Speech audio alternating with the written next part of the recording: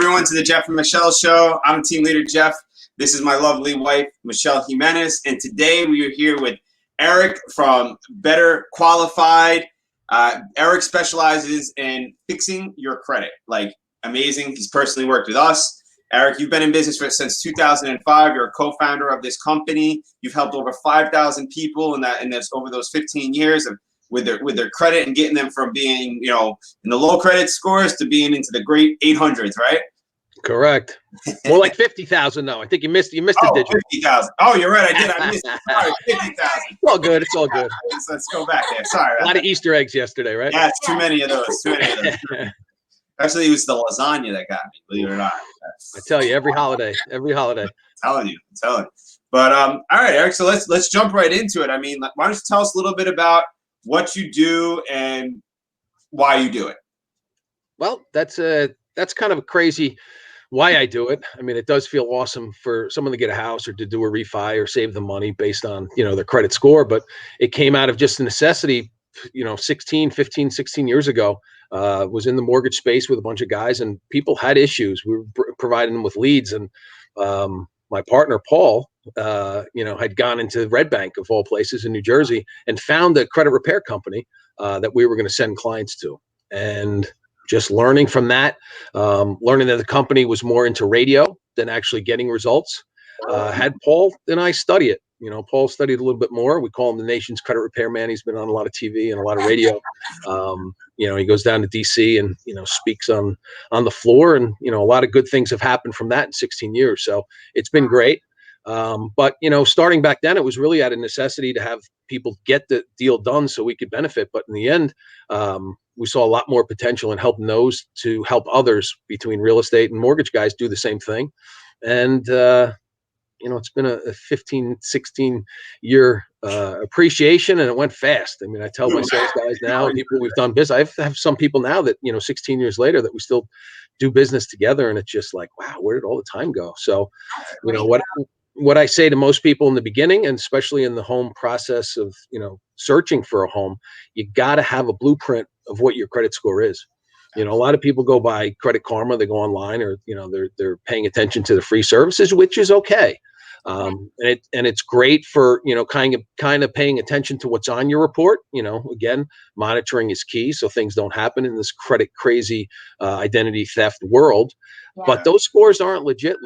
So, if you're looking to actually purchase and you're serious about it, between Jeff and, everybody in our network, I'm sure you have the mortgage guys to actually pull a real report. There's a big difference between a FICO and a FACO. A lot of the scores that you get free online are not run by FICO, and it's a good indication, again, of a score, but it could be different, 20, 30, 40, maybe even 50, points. So it makes it difficult. We've seen 60 point spreads on Credit Karma apps versus when the bank runs your credit. And that's one of the biggest things with people is that they like, yeah, I got great credit. And they tell me, and instantly I'm like, all right, let's get you in front of the bank. So I would say that like your credit and your health of your credit is part of the plan, right? So everybody gets the idea, like they start thinking about, I want to buy a house. I'm tired of paying the landlord. I want to own my own house. I want to pay for my own investment, which is all good, right? But if you just one day just decide to go look at houses, you're not going to be that successful, right? Where if you get in touch with a professional real estate agent, someone that has connections and has built these relationships to help better you, right? Because the difference between 20 and 30 points on interest rate is huge. You know what I mean? And that's where Eric can come in. He can pretty much open up the playbook and say, look, here's what happens. But usually what ends up happening with a lot of people on our end of it is they come to us, we go to the bank with them, then the bank comes back and they say, oh, they need a lot of work, Jeff. Their credit's not good. Or I get the phone call, my banker told me I can't qualify. Well, why, right? So and that's when we say, well, you need to talk to a credit specialist that can help you and plan. You may not be ready to buy today, but if you follow these plans in 6 months to a year, you will be in a better place than you would be even if you were normally, right? Like I know that we gave you our credit, right? We had some stuff on our credit we needed to help with getting off, like some stuff. Look, it's part of life. Everybody goes through it at some point in their life sometimes, right? So we called you, said, Eric, look, you've been taking care of our clients. We need help, right? And I think a lot of it also has to do with the shame. How many people of you are like hesitant to come to you? Listen, I tell everybody, don't be ashamed. It's not the end of the world. It took you maybe years or months to bang up your credit. It's not going to get fixed overnight, but there is no shame. My family, I shouldn't say me, but my wife is a 7-time client in 16 years. Recently, I monitor her credit. We monitor, let's say we monitor each other's credit, and I kind of assist her a little bit. Yeah. But the other day she got another late on Nordstrom's. And of course, it's just, now there's no place to go pay it. So now you have to do it online, right? So her little trick was go to Nordstrom's, do a little more shopping, and then pay the bill off. And, again, just do it that way. Pay the bill at the store. So now that it's online, I guess they corrected it, but she's been a long-time client. But the alert, again, it can happen to anybody. We have clients that completely have busted up credit, and we have clients that have had always good credit, and because of something that happened, a mistake, something they didn't pay attention to, or something changed on a where your credit, not your credit card, but your auto pay was going to, or you changed the credit card. A lot of that stuff, unless it happens. Again, a lot of times we don't even know what we have on auto pay, and then a card will expire and you'll forget about it. Thank goodness. What I say to most people, again, if you get in a tight spot, right? Because it's been there for everybody, I guess, as you grow up, right? Don't not pay your credit cards. Don't not pay anything that reports. But something like a cable bill, or even your electric or your heat, they're not going to shut it off right away, and they don't report. They only report when it goes to collection. So you're going to get a couple months in a leeway. It's not going to hurt your score. A lot of times you'll have to pay maybe a little bit of late fees, but it's better than late fees on the credit. Another tip too is don't be afraid of the due date. Not paying it on the due date is just going to get you late fee, $29, $39. A lot of times, if you only do it once a year, they'll end up correcting that. But until you go 31, that end 30 day from that due date, that's when you're going to get a late payment. So, if you're struggling, just pay attention to those things.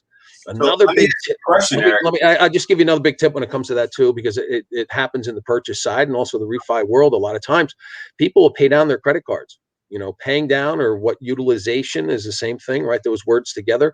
Utilization is how much you owe compared to how much you have the availability to have on credit. And what happens is people will pay down their credit card bills, and what they don't realize is the credit cards only report once a month. Yeah. Right. So if you pay it off, say they reported yesterday, and you pay it off today, you gotta wait 21 days. Yeah. Right. So in between, you're making your payments when you're paying attention to your credit, at least before the refi or the purchase is coming to a closure. Call your credit card companies and find out when they report, because if in fact they did report, you might want to wait until the next pull if you got 29 or 30 days in between. So that's a big tip. So with now, like, what's happening, right? Like, there's been a lot of, like, look at our world, right? Look what happened. COVID came. There's a lot of people, I've seen it, a lot of people that have been out of work. They're not in work, or they're just starting to get back to work. They've had bills. They've had to do forbearances. They've had to do all these things to just kind of keep their head just above water, survival mode, right? And then there's some people that, like, I had a friend of mine that, was in the hospital for 3 months. His bills didn't get paid, right? So there's a lot of stuff like that. Are you seeing more of that start now to come through your door? We saw a lot of the forbearance stuff. It's not so much anymore, but a lot of people that were in forbearance, they were getting reported as late, right? So it was still showing up as late. And of course, on an installment loan, which most forbearance are, on, think about it. You have a credit card that's revolving, and then you have an installment loan. So there's two types of credit. Installment is something that's fixed. And when you have a late payment on a fixed installment loan, the pain's far greater than if it's a credit card or revolving debt. Easy reason is they know, as a consumer, that it's the exact amount. So say it's $400 on a car or $400 on a student loan, and you don't make that payment, there's less of a mistake. Where if it's revolving, they figure, and most of the time revolving debt's a little less. So you don't have a $100,000 line of credit or a $50,000 car. You have $2,000 or $3,000 on a credit card. When you go late on that, they say because it's a fluctuating based on the balance, you could make mistakes, so they don't value it as much, which is kind of crazy. But we've seen a lot of that on the forbearance side. On the late side, it's been pretty consistent. For those that are just starting to get back into the the realm of working, they're gonna again, you have to be monitored. You have to see what's on the report, pay attention to it, don't hide, and take action. The biggest thing to take action again in this world of credit, there's a 30 to 45 day window where the bureaus have to respond. They have to, and that's starting to come back to us now too, because of COVID. They were given a, let's call it a gray area that they weren't required between that 30 and 45 day time frame to actually do anything. Yep. A lot of the mail that they sent, usually by mail, which is, how they correspond, they stopped doing it. Ooh. So they did a lot of stuff digitally. And, again, annualcreditreport.com is where you can pull a report, and they extended it through, I think, May, where you can get it every week. The only issue there is you don't get a score. So like Jeff said in the beginning, if you're close to, wanting to purchase and you have the income and everything's working out and you kind of can, we've been around long enough to kind of get a ballpark of what you're looking to buy, right? Based on your income. And if your score comes in at that level, get a report from a bank. If you know you have issues and you're in the 500s because of Credit Karma, then give us that report and we can work with that. But, if you don't know your credit score, you're crazy anyway. You got to monitor these days. I say to everybody, if you're not monitoring, you're just waiting for a disaster to happen. And how most of the time do you find out? When it's too late, or you get something in the mail, or, you end up looking to buy something. To buy a car, or you're coming to buy a house, or like that's when it's like, oh, you would miss this payment. You're 3 months behind. You're like, wait, what? And like that's what ends up happening, right? Yeah, and if you have a girlfriend or if you're married, definitely listen. You don't want to get in an argument where you want to buy something and the other one made a mistake and they don't know anything about it. If you know something about it, it's fixable. I tell everybody, don't hide from it because it's only going to be worse. Exactly. So Michelle, what was that? So Eric, I have a question for you. So we have someone looking to buy a home. They know their credit's not very good. What's like the first, what should they do? They get in touch with you, and how's that process? They'll reach out, and like I say to everybody, do you have a copy of your credit report? How do you know your credit's bad? Well, I'm on Credit Karma. Okay, can you download that report and let me take a peek at the derogatories, right? A lot of times Credit Karma doesn't have the full report, and it's only one bureau.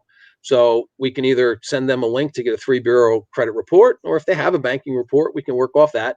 But really, that's the beginning of it. Going with, even you guys going through it and say, oh boy, this credit card, what happened here? And just getting the basics. No, I have no idea what this item is, right? If they really don't have an idea, then it should be easy to dispute it and get it removed. But a lot of times they respond. And I tell everybody, listen, I'm on your side. Exactly. You don't have to hide stuff from me. A lot of times you'll have, that car, that I have no idea what that car is. Meanwhile, it's, they co-sign for somebody. And, again, when I tell somebody, if that car really isn't yours and it's identity theft, you might have to file a police report. Absolutely. And then at that point they go, let me get, what? Cousin Joe. Right? They'll talk to whoever they signed for if they did. And either fix it or they're, most of the time they don't file a police report, but they try to work it out. But sometimes you do have, true identity theft where people don't know. There's a lot of stuff now. It's tax season, so pay attention to a lot of the text messages, stuff that you're getting. It's also, COVID season and vaccine stuff. You're going to be getting text messages, emails, and all that stuff that, say your appointment or something related to COVID is here. Click here. They want your identity. I think last night, Facebook. To be quite honest with you, about the COVID shots and stuff. We just got ours and we get. Yep. I got a text too. I got mine last week and I got a text from CVS. I was like, whew, okay. It said CVS.com. So it wasn't CVS COVID-19, or whatever it was, .com, where somebody, again, these guys are out there, the true hackers, they buy domains. They have hundreds of domains out there that you think that you're on a site that has nothing to do with anything. And, if it looks shady and you didn't submit any information, like you were the first one to do something, don't click it. You don't want, identity theft on top of all of this stuff. Yeah, it's even tougher. And that can be a nightmare to try and get settled in an expeditious way, right? It takes time. Those takes time to clear up. Especially if you're looking in your middle of a purchase and you're not monitoring your credit. Like I'm sure you guys say every single time you meet somebody, don't go out and buy a car. Don't picture the living room to be so ready for this furniture that you want to buy it and just say, you know what, we'll extend it and in 2 months we'll have it delivered, right? Because it's a great deal. Well, any new credit, that's 15% of your credit is the the type of is the new credit.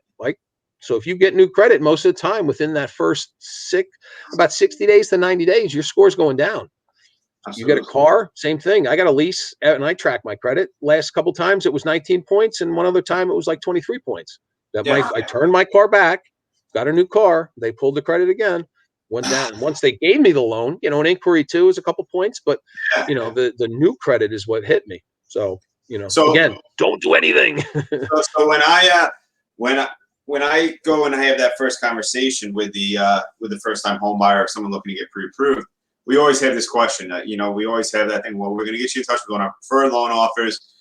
You're going to need a couple of things, and one of the biggest things I have to tell them is like you're going to have to be prepared for the loan officer to run your credit. And everybody's like, oh, my score is going to drop. And I always have to tell them. I say, look, yes, you're right. Your score may drop a few points, but we need to know, right? You don't know what you don't know until you know. So, why? Maybe you can shed some light for our viewers as to why is it that it's not that big of a deal to have your credit run at a bank when you're getting a loan? Yep. So when like you said, you need to know, right? And the banking credit report that they get is a different version that they use than Credit Karma isn't even a FICO, but they'll have you need that FICO for the banks to actually lend, right? Yeah. So when you're getting that pulled, most of the time, it's a couple points, 1 or 2 points, and you have a window. They tell you it's 45 days from the time you first pull it, if it's within the same category. So mortgage to mortgage or car to car. So if you're looking for a car, you're going to get you're probably going to get multiple pulls. Yeah. But at least if it's in that window in the same category, it's not going to hurt you for multiples there. I disagree. I still think that credit scores, the more it gets pulled, it comes down slightly. But it's only a couple points. And again, that's only going to affect you in that probably year. It's the year time frame. But again, 1 or 2 points is when you buy the house, your score is going to go down also, right? So when you get approved for the loan, but then over time, 3 months after, your score is going to start to build. It's a great trade line. Installment loans you have to have. So you just have to do it until there's a fintech bank that doesn't go by FICO score or some sort of financing, and you don't have to pull your credit. Yeah, that's just that's the process we got to go through. Absolutely. So to recap that, Eric, if somebody's looking to get pre-approved for, the mortgage, and they go to bank A this week, and then next week they go to bank B and bank C, those 3 inquiries should still only count for that same 1 to 2 points, kind of, right? Yep, correct. Yeah, because I would say that the banks are going to look and say, all right, they were shopping for a mortgage or they were shopping for a car. It's a light, so that they're going to understand you're allowed to shop, right? You're allowed to shop for rate, right? So that's how that works. So Eric, I have to ask you this. If we have a buyer and they want to get in touch with you, what's the best way for them to get in touch with you? Yeah, the easiest way is to email me direct, Eric, ERIC, right? Simple at Better Qualified. Email works perfect. My cell phone, which I give out, and just text me first and just say, hey, anybody look, oh, there you go. There's my stuff. But my cell is 732-768-0670. And you have the 888 number to call the office. But, I'm a big texter. I value everybody's time. And I think within a quick 30 seconds, you can pretty much answer anything by text, and you can do it multiple times.